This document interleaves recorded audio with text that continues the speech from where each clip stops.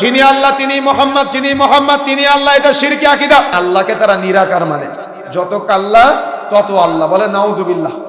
তার মানে এখানে যত মানুষ আছে প্রত্যেক মানুষের কাল্লার সাথে আল্লাহ আছে নাকি, নাউযুবিল্লাহ। এই আকীদা যারা বিশ্বাসী, এটা সম্পূর্ণ শিরকি আকীদা। এই আকীদায় বিশ্বাসী হওয়া যাবে না। আল্লাহ নিজে বলছেন আর রহমান আলাল আরশি ইস্তাওয়া, রহমান আরশে সমুন্নত, অর্থাৎ রহমান আরশে আছেন, এটা আপনাকে স্বীকৃতি দিতে হবে। যত আল্লাহ তত আল্লাহ, এটা বললে শিরিক হবে। সুতরাং সতর্কতা অবলম্বন করতে হবে আকীদার ক্ষেত্রে, সাবধানতা অবলম্বন করতে হবে আকীদার ক্ষেত্রে। আল্লাহ অর্থাৎ রহমান তিনি আরশে আছেন, তিনি সব জায়গায় বিরাজমান নন। অর্থাৎ আল্লাহ এক, আল্লাহ অদ্বিতীয়, প্রত্যেক জনগণের মধ্যে আল্লাহ নেই। কথা কি বুঝতে পেরেছেন? অর্থাৎ যত আল্লাহ তত আল্লাহ, এটা বলা শিরক হবে। এটার সাথে মেলাতে গিয়ে আরেকটা শিরক বাঙালিরা করে, রাসূলকে বেশি ভালোবাসতে গিয়ে বলে আল্লাহ নাকি নবী হয়ে দুনিয়াতে এসেছেন, আবার মুহাম্মদ দুনিয়া থেকে আল্লাহ হয়ে আসমানে উঠে গিয়েছেন, বলে নাউযুবিল্লাহ।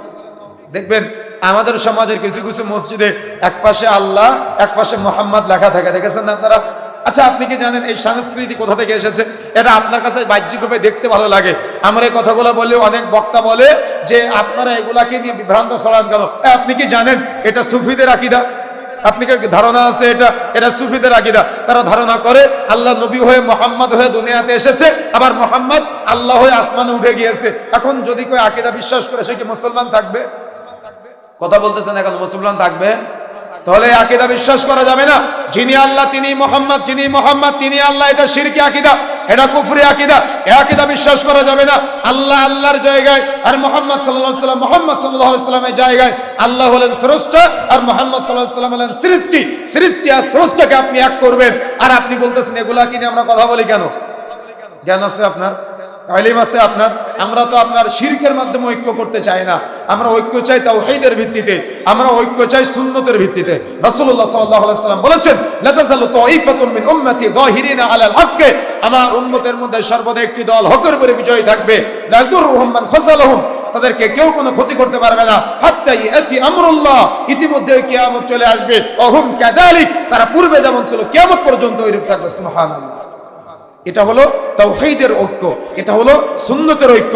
কিন্তু এটা বাদ দিয়ে আপনি আজকে জনপ্রিয়তার জন্য আপনি বলবেন যে এগুলা তো রাখলেই কি না রাখলেই কি, এই আপনার কথার মাধ্যমে এই সুফিবাদী আকীদা বাংলাদেশের প্রচলন ঘটতেছে।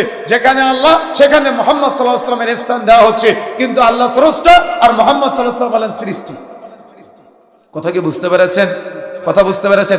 এজন্য বিবেক দিয়ে বুঝতে হবে বিষয়টা। সুফিদের আকীদা আপনার ভিতরে কেন? আপনি তো জ্ঞানী মানুষ, আপনি তো বিবেক সম্পন্ন মানুষ, আপনার মাঝে আকীদা পাওয়া যায় কেন? সুতরাং যিনি আল্লাহ তিনি মুহাম্মদ, যিনি মুহাম্মদ তিনি আল্লাহ, এই আকীদা যদি কেউ লালন করে, এই আকীদা যদি কেউ বিশ্বাস করে, তাহলে নিঃসন্দেহে সে শিরক আকবারে জড়িত। তওবা করে ফিরে আসতে হবে।